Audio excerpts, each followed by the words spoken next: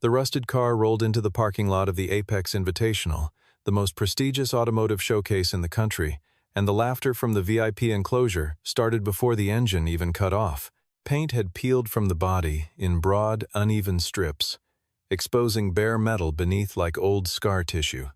A crack ran diagonally across the windshield from the lower left corner to the upper right. The rear license plate hung at an angle, held by a single trembling bolt.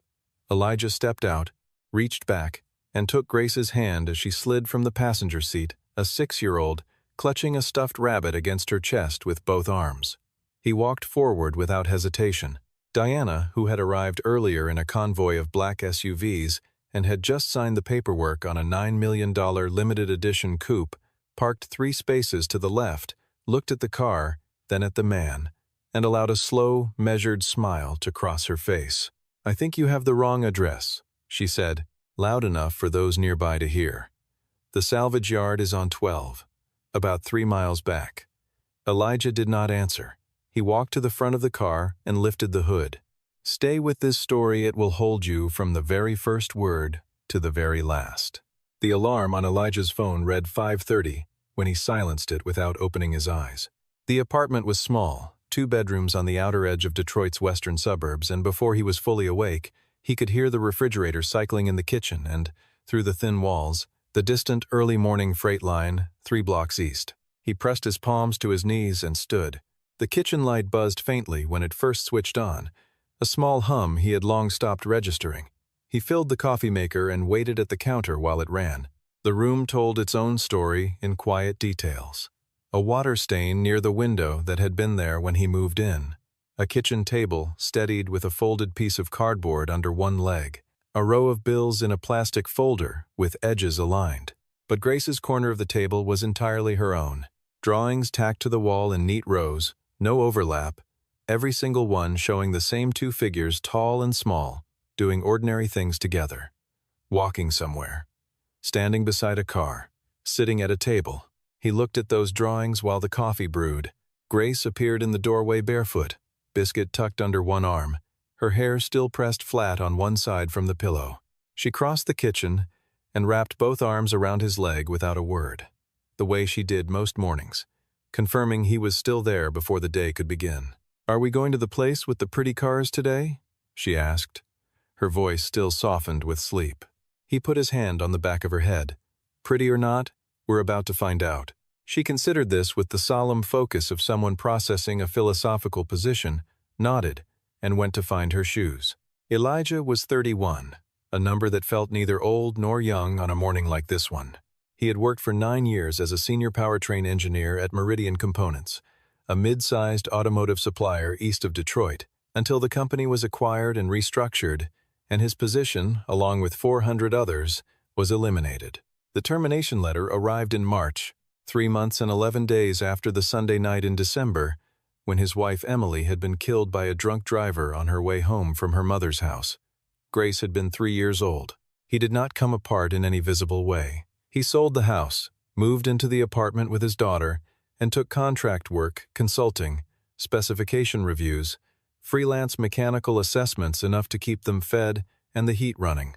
And every night, when Grace was asleep, he went to the single-car garage behind the building, not to repair vehicles for money, to build something from nothing, something that had begun as grief wearing the shape of motion and, over 3 years, had become the most demanding, technical work of his life.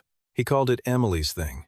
Not for sentiment alone, though there was that too, but because the first sketch had been drawn the night of the funeral, when he needed somewhere to put his hands and the only answer available was a pencil and a blank page.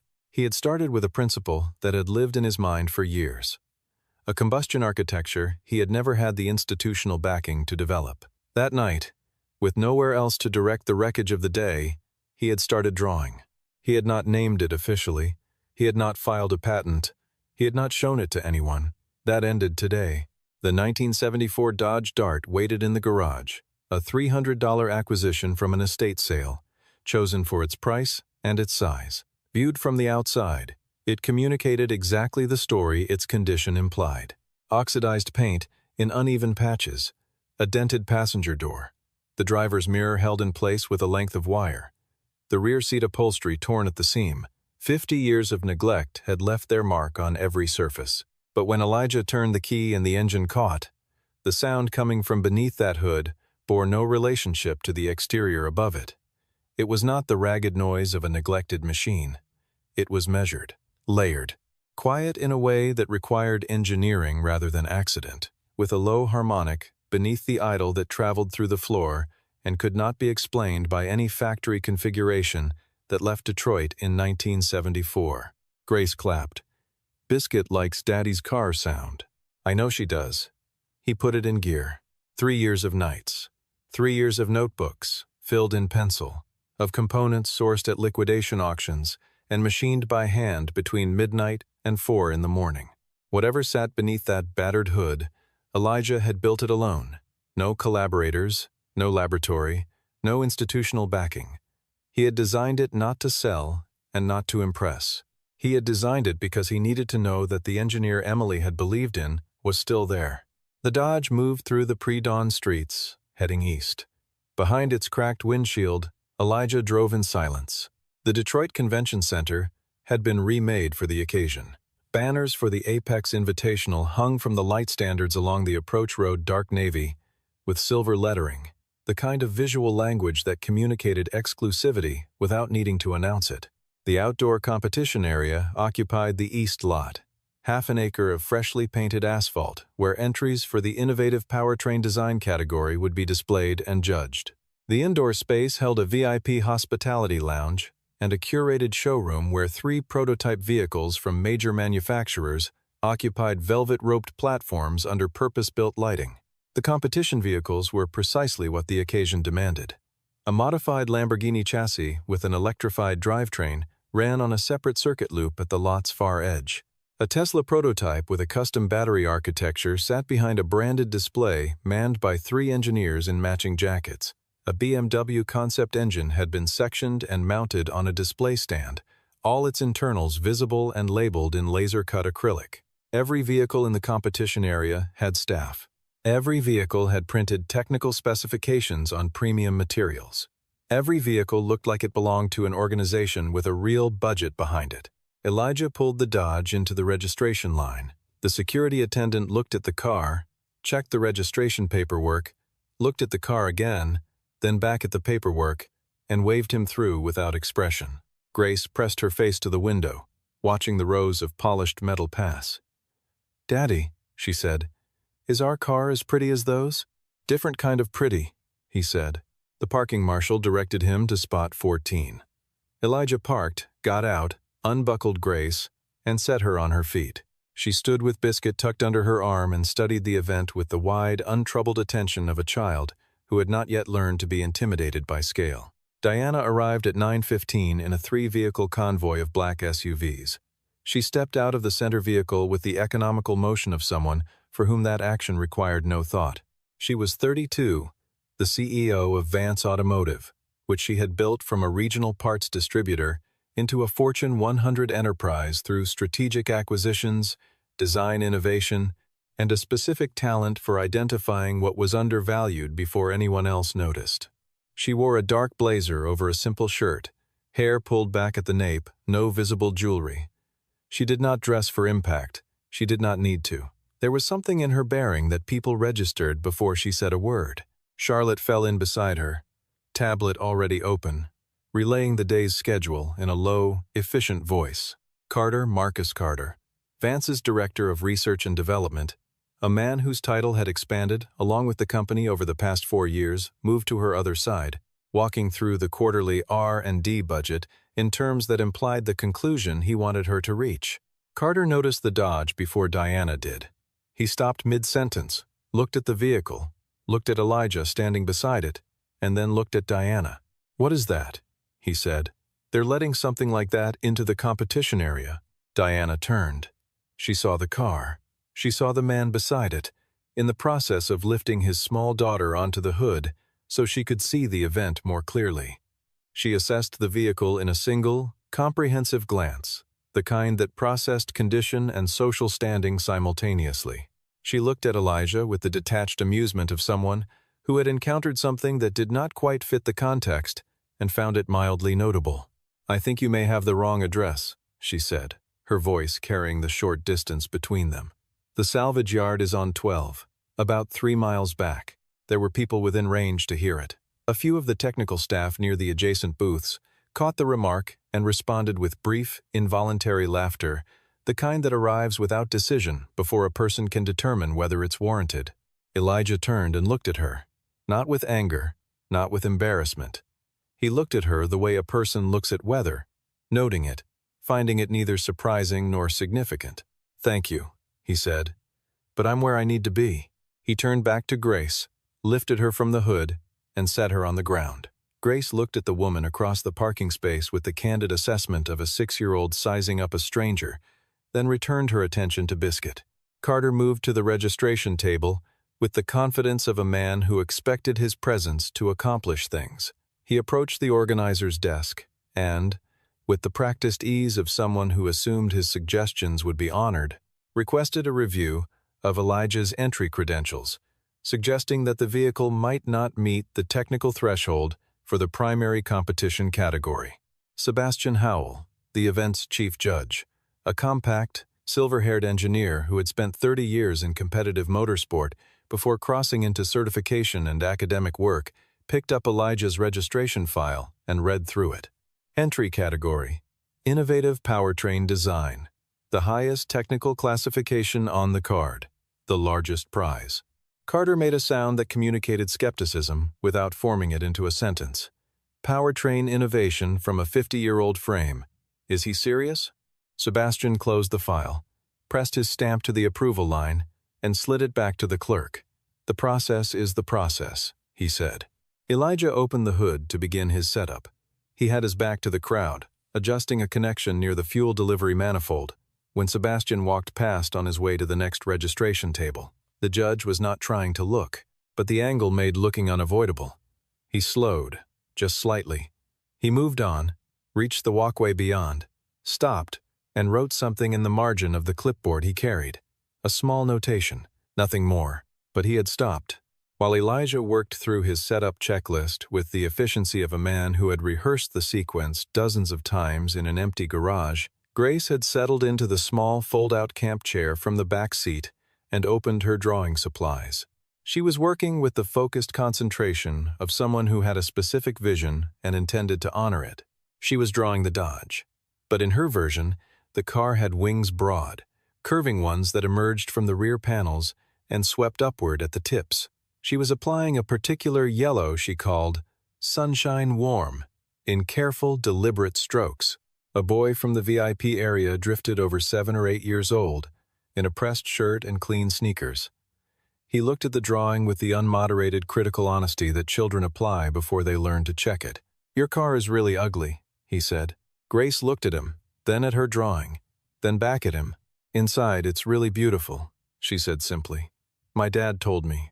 The boy had no answer for this and eventually drifted back toward the building. Charlotte, standing 12 feet away reviewing the morning's media log, had heard every word. She looked at Grace for a long moment, then looked at the Dodge. Carter found Elijah alone, without the moderating presence of Diana or the authority of Sebastian.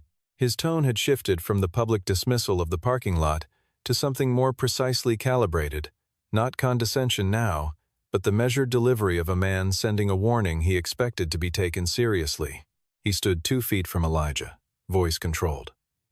"I looked into your history. Meridian Components. 9 years, then out when Dalton acquired the firm. No patents in your name after the restructuring. No institutionnelle affiliation. No lab access." He let a beat pass. "And now you show up here and register for the highest technical category on the card." Elijah kept his hands on his work, connecting the data logger to the ECU output port. He did not respond. "I'm giving you the professional courtesy of a clear picture," Carter continued. "Diana does not spend time on things that don't scale. Whatever you've built, even if it's legitimate, even if it's interesting on some level, you're not positioned to take it anywhere. No infrastructure, no credibility. Walk away before the first round evaluation. Save yourself the record of a rejection." Elijah set down the cable and turned to look at Carter directly. "I'm here to compete," he said. "Not to ask your permission." Carter studied him for a moment. Then he adjusted his jacket and turned to go. At the edge of the row, he paused without turning around. "You'll regret staying." The flatness in it was more specific than a general warning. Sebastian returned later under the stated purpose of collecting supplementary documentation. He spent more time than documentation required, standing at a conversational distance, looking at the engine bay with his clipboard held low. "I'm not trying to intrude," he said quietly, "but that block configuration, I've never encountered a profile like it in any production or prototype literature. Did you design this from the ground up?" "Yes," Elijah said. "Working from existing principles?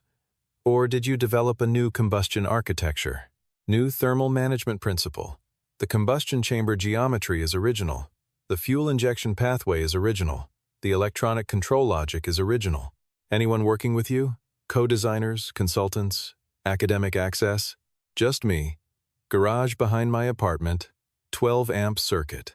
Sebastian wrote on the clipboard for nearly 20 seconds before capping his pen. Diana, meanwhile, had positioned herself near the window of the hospitality lounge with a sightline to the competition area.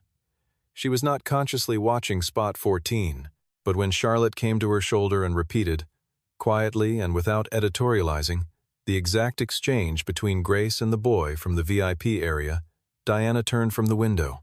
She said inside, "It's beautiful," word for word. Diana was quiet for a moment, and Sebastian was at that vehicle for how long? 15 minutes. Longer than any other entry. Diana looked back through the glass toward Spot 14. The expression she wore was not the same as the one from the parking lot. That one had been automatic, unexamined, reflexive. This was something several degrees different. A recalibration she had not yet decided what to do with. The preliminary evaluation round began at 2 in the afternoon. Elijah's display was the simplest in the row, no printed materials, no backing board, no staff. Just Grace in her folding chair with her drawing pad, and Elijah and the Dodge. When he started the engine for the demonstration, the sound crossed the ambient noise of the lot with a quality that was immediately different from every other running motor present. Not louder, more structured. Something in it that made nearby engineers register it before they had consciously decided to listen. A young engineer from the booth 2 spaces down leaned toward his colleague, keeping his voice low. "That frequency signature," he said, "that's not a conventional combustion pattern." His colleague was already looking. At the far edge of the lot, Carter stood with his phone to his ear. His eyes moved across the crowd, reading reactions. He spoke into the phone for 90 seconds, listened, ended the call, and put the phone in his jacket pocket without a change of expression. The request came through official channels, which was the most efficient way for it to avoid looking like what it was. A member of the organizing committee, the event's logistics director, a man named Paul Whitfield, who had received a $40,000 sponsorship from a Vance subsidiary for the previous year's Apex event, informed Sebastian shortly after 3 o'clock that a formal review of the intellectual property provenance of Elijah's entry had been requested. The stated concern was the absence of any institutional affiliation, patent record, or documented development history that could independently verify the design's originality. Whitfield framed it as procedural, standard practice in high-stakes innovation categories. Sebastian read the request twice. He understood its origin, even without a name on it. He had been in enough rooms with enough people who made moves like this one to recognize the shape of the thing. "How long would a provenance review take?" he asked. "Up to 48 hours for full verification. The competition window closes tomorrow afternoon." Sebastian set the paper on the desk and looked at it without picking it up again. "I'll notify the entrant," he said. The competition official delivered the news to Elijah in the flat language of administrative protocol. The entry had been flagged for supplementary review. No evaluation determination would be made in the current phase. A result could not be guaranteed within the competition timeline. Elijah stood through the entire explanation with his hands in his pockets and his face unchanged. When the official finished speaking, Grace looked up at her father. "Are we not entering anymore, Daddy?" He crouched down to her level, bringing himself to her height, looking directly at her. "We're still entering. We just have to wait a little longer first." She thought about this. Like waiting for the oven timer? Exactly like that. She accepted this with a nod, looked at Biscuit, and relayed the update in a private whisper. Elijah stood. He did not look for Carter. He did not look toward the VIP area. He turned back to the car and rested one hand on the door frame, looking into the engine bay in the particular way of a person whose connection to what they're looking at runs well beneath the surface. Diana had moved from the lounge window during the afternoon. She was in the outdoor area now, behind the main competition row, and had stopped walking without intending to, because the conversation at spot 14 had caught the edge of her attention and held it. She watched Elijah crouch down to Grace's level. She watched him put his hand on his daughter's head. She watched Grace receive the information, whatever her father had translated it into, with a nod and a glance at Biscuit, and then a return to her drawing. Diana had not made a decision, but her feet were not moving. Charlotte appeared beside her. They had worked together long enough that Charlotte understood when direct conversation was appropriate. "You know this isn't a genuine provenance concern," Charlotte said. "Charlotte."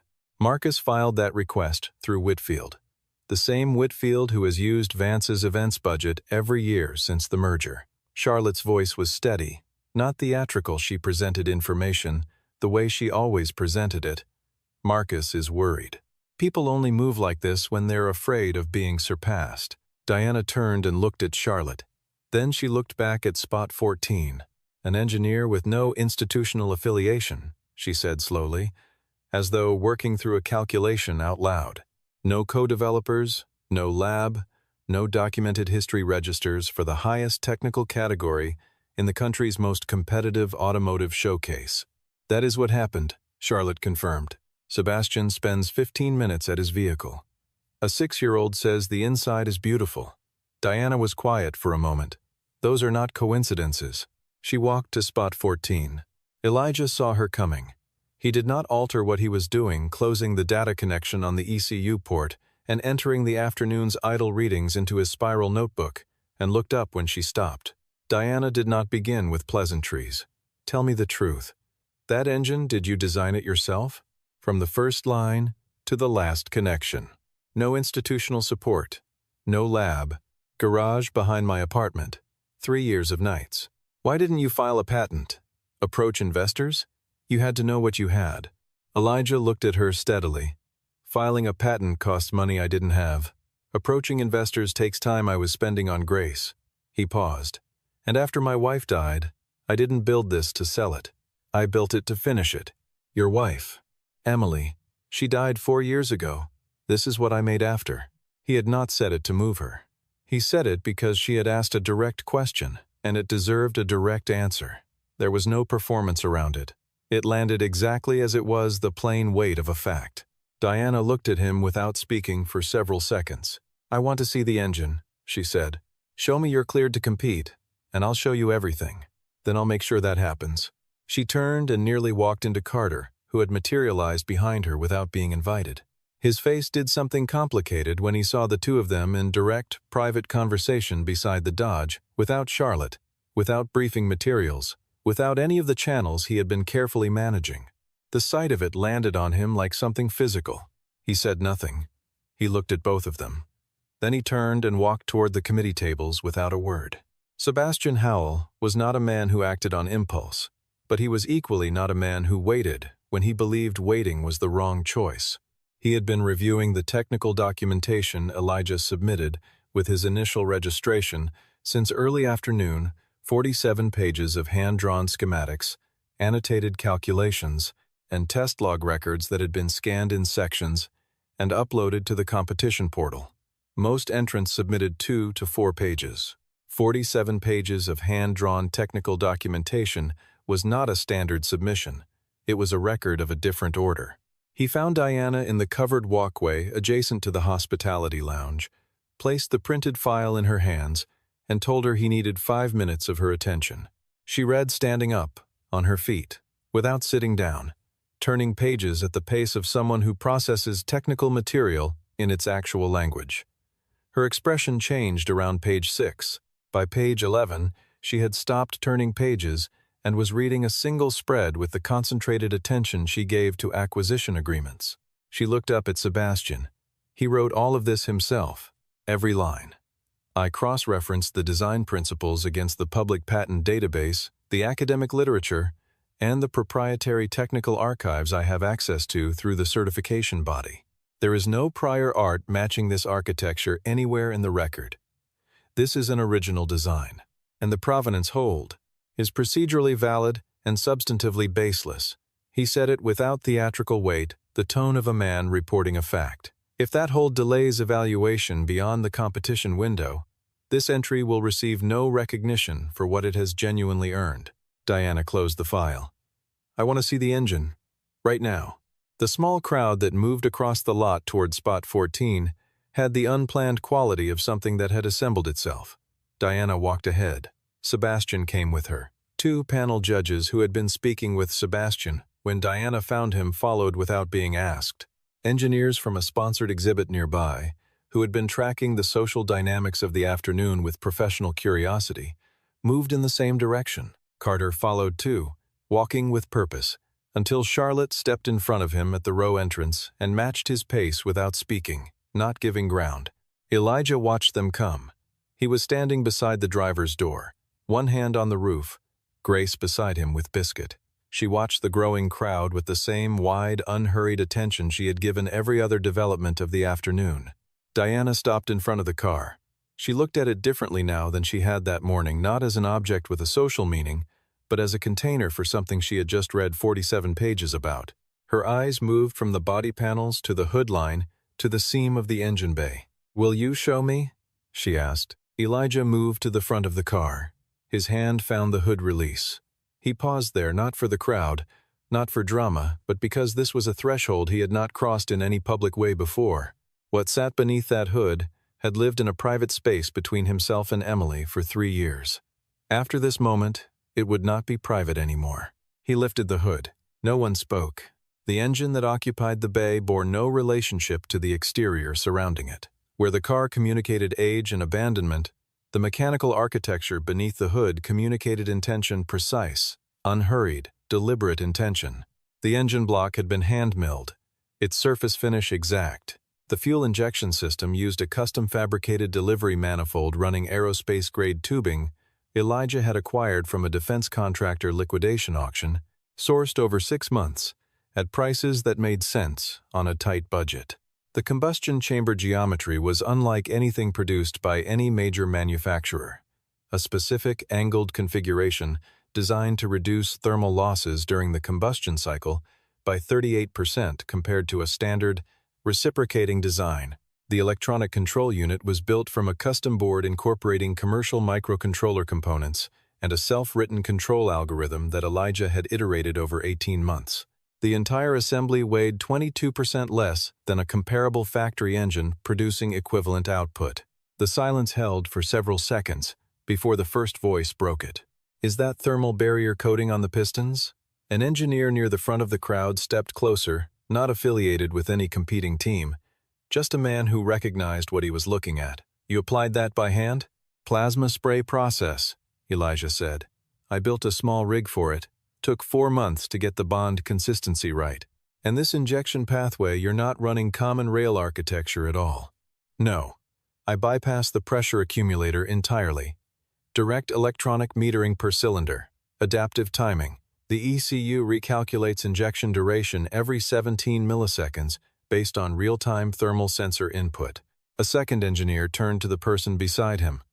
"That eliminates most of the pressure variance that degrades efficiency under variable load conditions," he said, quietly, to himself as much as to anyone else. Diana had not moved. She stood at the center of the semicircle that had formed, looking at the engine with an expression that was not readable in a single word. She looked at it the way she looked at things she understood deeply, not with surprise, but with recognition. "Real-world performance numbers?" she asked. 285 horsepower from 2.1 liters displacement. Fuel consumption 41% below comparable output engines. In standardized testing conditions. 200 hours of continuous run log data. He reached into the driver's side door pocket and produced a small storage drive. "All of it is here." Diana looked at it, then back at him. "Why didn't you bring this somewhere sooner?" Elijah looked at her. "Because no one opens the door for someone who arrives in a $300 car." The sentence fell into silence. Sebastian was standing 4 feet away, holding the microphone his assistant had brought over. He did not raise it. Some things do not need amplification. Carter pushed forward from the crowd's edge. His voice was pitched slightly higher than his normal register.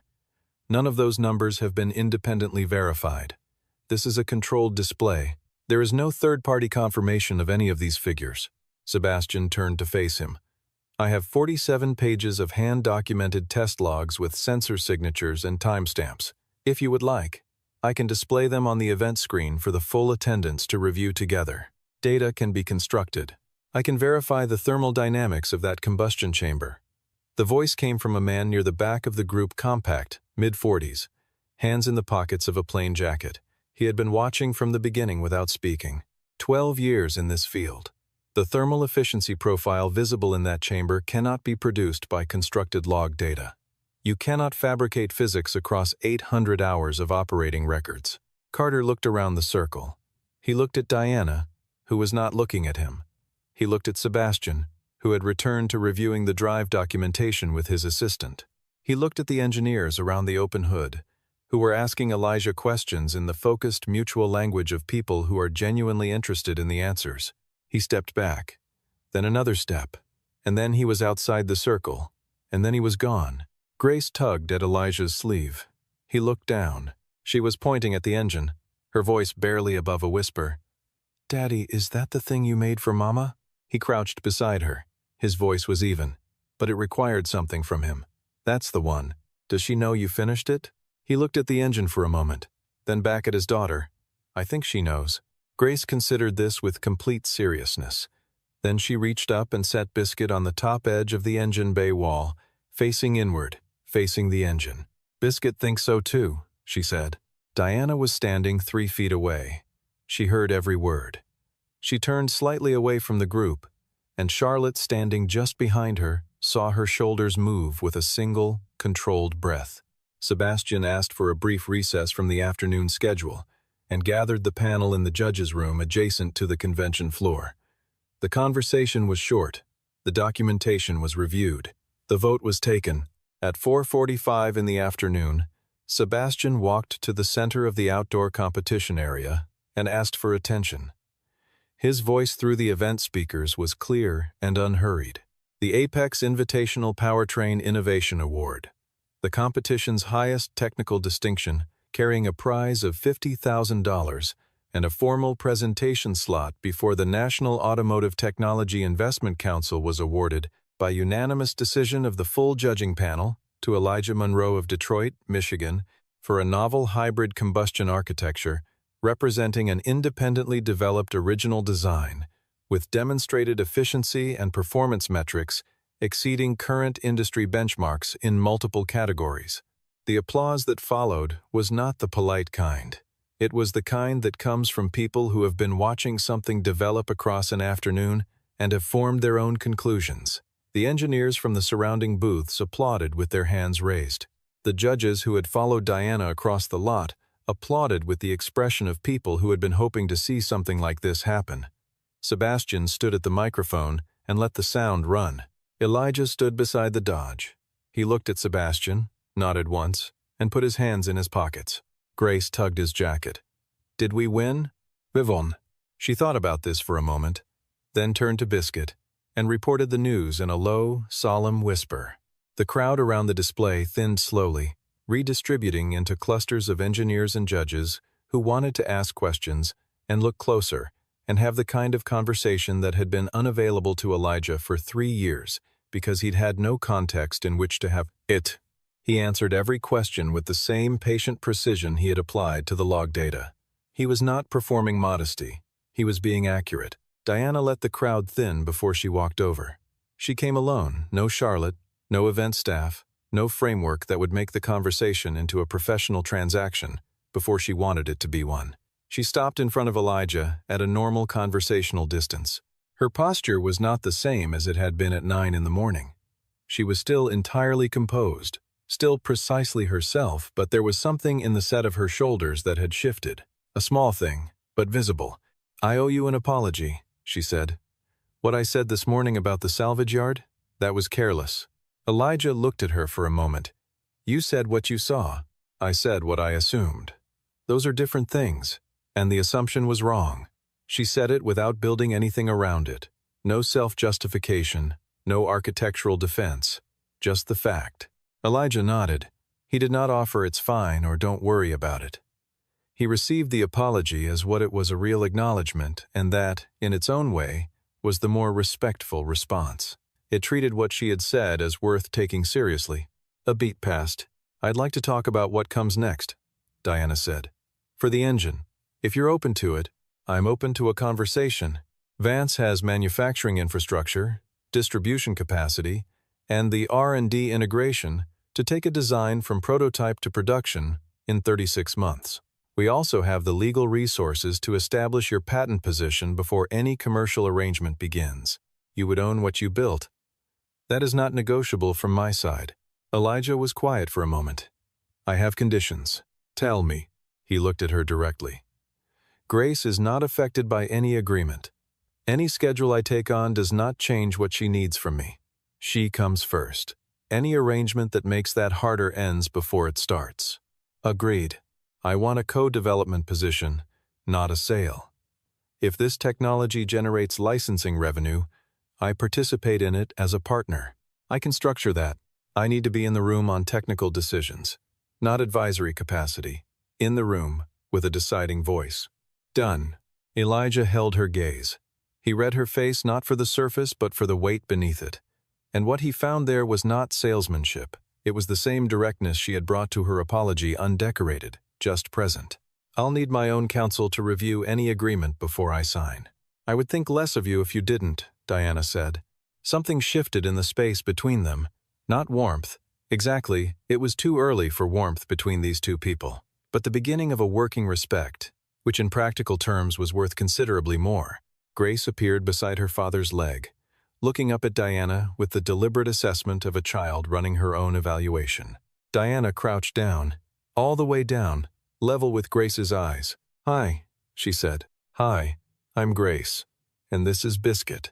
"Hello, Biscuit." Diana addressed the rabbit with complete seriousness. Then, "I want to apologize for laughing at your dad's car this morning." Grace studied her with care. "Daddy says the outside doesn't matter. The inside is the real part." "He's right," Diana said.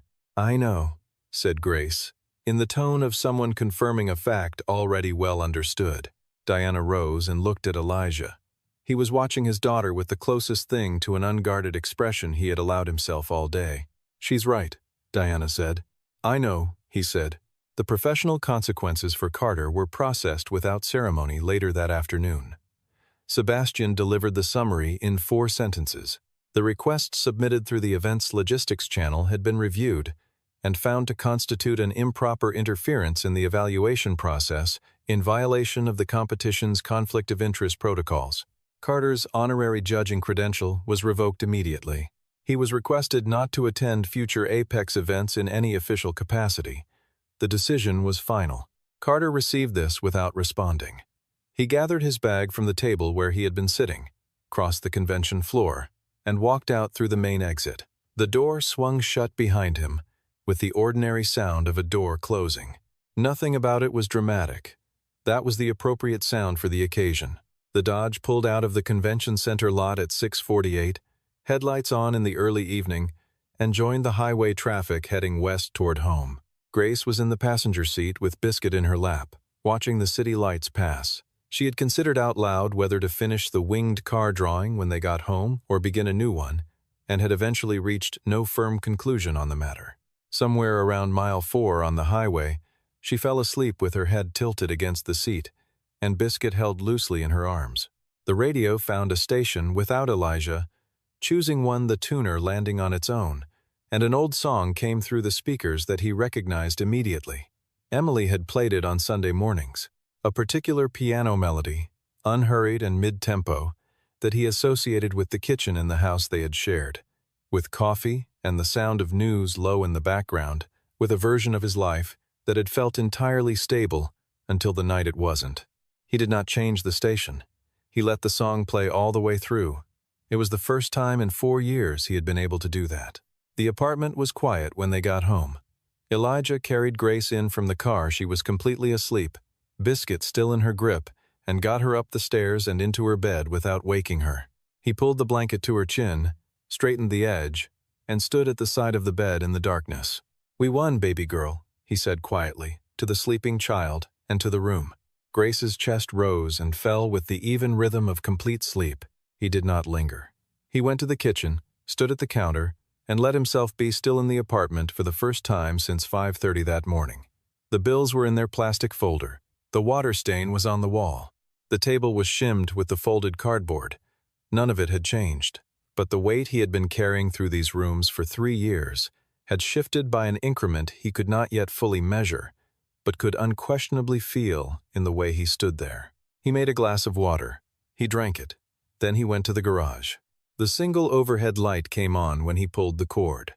The workbench occupied the far wall, covered in the material evidence of 3 years. Sketches taped to the board above it, edges curling at the corners. Tools in the order he had established by habit across hundreds of nights. The spiral notebook sitting where he always left it, its spine bent and creased from use. He stood in the doorway and looked at all of it for a long moment. He crossed to the bench and picked up the notebook. He turned to the first page of everything, written in pencil 3 years ago in handwriting that was slightly less steady than his usual hand, written on the night of the funeral when he had nothing but a blank page and the need to begin. For Emily. And for Grace, so she knows I tried. He held the notebook. Then he set it back on the bench, in its spot, at the same angle. He looked around the garage, at the tools, at the sketches, at the empty space where the Dodge usually sat and was not sitting tonight, because the Dodge was parked outside, and tomorrow it would begin becoming something else entirely. For the first time in 3 years, he stood in the garage and did not know what he was supposed to do next. Then he turned off the light. He closed the door. He walked back into the apartment and went to bed. No one who watched Elijah pull into the Apex Invitational that morning would have predicted the afternoon. That was precisely the point. He had spent 3 years doing something real in a room where no one was looking. There were no investors who believed in him, no colleagues who checked in, no professional organization that held space for what he was working on. There was a garage with a 12-amp circuit and a workbench, and a man who showed up every night after his daughter was asleep, because the alternative, not showing up, was not something he knew how to choose. He had not been building toward a showcase.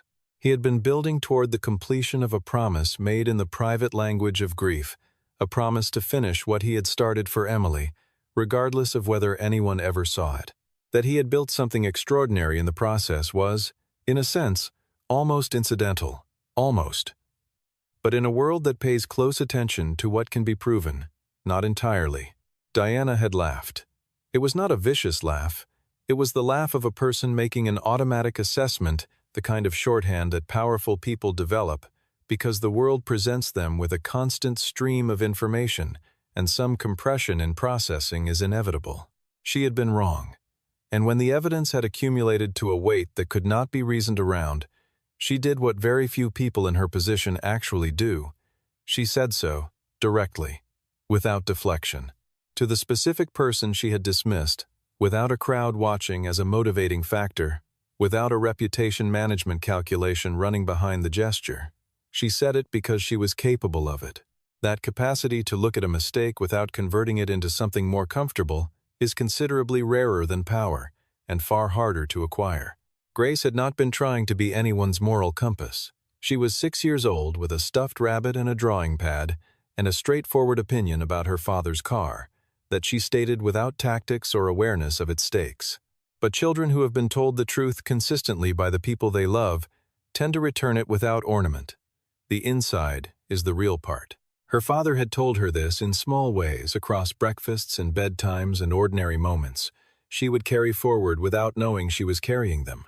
And on a Tuesday afternoon, in a convention center parking lot, she said it to a stranger, and the stranger had nothing to say in response, because it was simply true.